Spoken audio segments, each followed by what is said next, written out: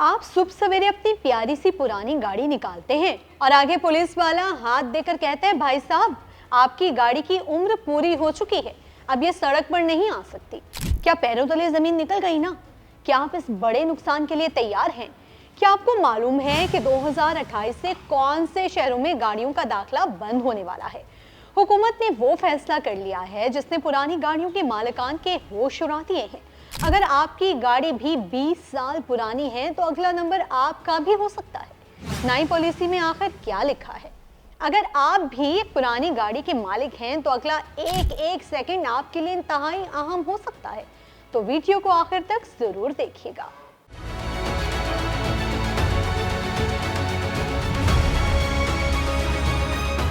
अस्सलाम वालेकुम दोस्तों, मैं हूं हिरा आरिफ। अगर आपके घर में 20 साल या इससे ज़्यादा पुरानी गाड़ी मौजूद है तो ये खबर आपके लिए बहुत अहम है। क्या हुकूमत वाकई 20 साल पुरानी तमाम गाड़ियां बंद करने जा रही है?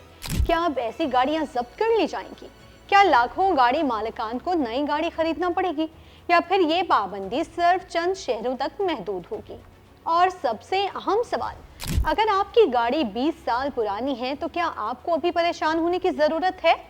आज की वीडियो में हम हुकूमत की नई न्यू एनर्जी व्हीकल पॉलिसी की पूरी हकीकत, टाइमलाइन, किन गाड़ियों पर पहले असर पड़ेगा, किन शहरों में आगाज होगा और आम शहरियों के लिए इसके फायदे और नुकसानात आसान जुबान में समझाएंगे। आखिर हुकूमत ये कदम क्यों उठा रही है? हुकूमत का कहना है कि पुरानी गाड़ियां जदीद गाड़ियों के मुकाबले में ज़्यादा धुआं खारिज करती हैं, जिससे फिजाई आलूदगी, स्मोक और ईंधन का ज़िया बढ़ता है।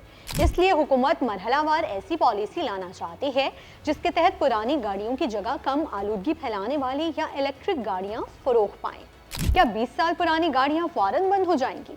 नहीं, ये सबसे बड़ी गलतफहमी है। पॉलिसी के मुसवदे के मुताबिक किसी भी 20 साल पुरानी गाड़ी पर फौरी पाबंदी नहीं लगाई जा रही है, बल्कि ये अमल कई सालों में मरहलावार नाफिज होगा। सबसे पहले क्या होगा? पंजाब हुकूमत पहले एक डिजिटल वेरिफिकेशन सिस्टम मुतारिफ कराएगी। इस सिस्टम के जरिए हर गाड़ी की उम्र उसकी रजिस्ट्रेशन की तारीख से मालूम की जाएगी। इसके बाद मुंतखब शहरों में इस पर अमल दरामद शुरू होगा। किन शहरों से आगाज होगा? इब्तदाई मरहले में लाहौर और फैसलाबाद को तरजीह दी गई है। बादशाह इस निज़ाम को पूरे पंजाब तक वुसअत दी जाएगी। हुकूमत का हदफ है कि 2027 तक डिजिटल वेरिफिकेशन सिस्टम पूरे सूबे में नाफिज हो जाएगा। 2028 से 2030 के दौरान ऐसे इलाकों में जिन्हें लो इमिशन जोन्स कहा जाएगा, 20 साल से ज्यादा पुरानी गाड़ियों के दाखिले पर पाबंदी आयद की जा सकती है। यानी हर जगह पाबंदी नहीं होगी, बल्कि मखसूस इलाकों में। सबसे पहले किसकी बारी आएगी? 2031 से 2035 के दौरान सबसे पहले कमर्शियल गाड़ियों को मरहलावार सड़कों से हटाने का मंसूबा है। निजी गाड़ियों को बाद में यानी 2033 के बाद इस पॉलिसी के दायरे कार में लाया जा सकता है। क्या हुकूमत कोई सहूलत भी देगी? जी हाँ, सिर्फ पाबंदियां ही नहीं बल्कि मराहत भी तजवीज़ की गई हैं। अगर कोई अपनी पुरानी गाड़ी स्क्रैप करता है तो हुकूमत माली मुआवनत या रियायत देने पर गौर कर रही है, ताकि नए माहौल दोस्त गाड़ियाँ खरीदना आसान हो सके। नई गाड़ी खरीदने वालों के लिए खुशखबरी, पॉलिसी के मुसवदे में तजवीज़ दी गई है कि नई एनर्जी व्हीकल्स के लिए इब्तदाई 3 साल तक रजिस्ट्रेशन फीस में 95% तक कमी, टोकन टैक्स में बड़ी रियायत, रूट परमिट फीस में भी नुमाया कमी दी जाएगी। इसके अलावा पंजाब भर में 3000 से ज़ायद चार्जिंग स्टेशन कायम करने का मंसूबा भी शामिल है। आम शहरी के लिए इसका मतलब क्या है?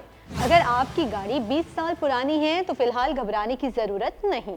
यह सिर्फ एक पॉलिसी का मुसवदा है जिसे पहले सूबाई काबीना से मंजूरी मिलना बाकी है।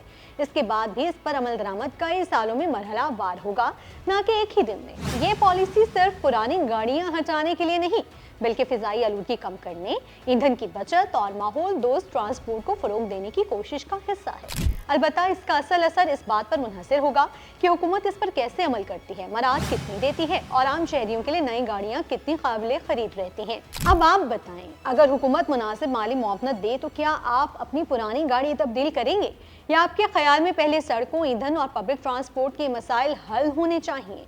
अपनी राय कमेंट्स में ज़रूर शेयर करें। तब तक के लिए मुझे दें इजाज़त। अल्लाह हाफिज़।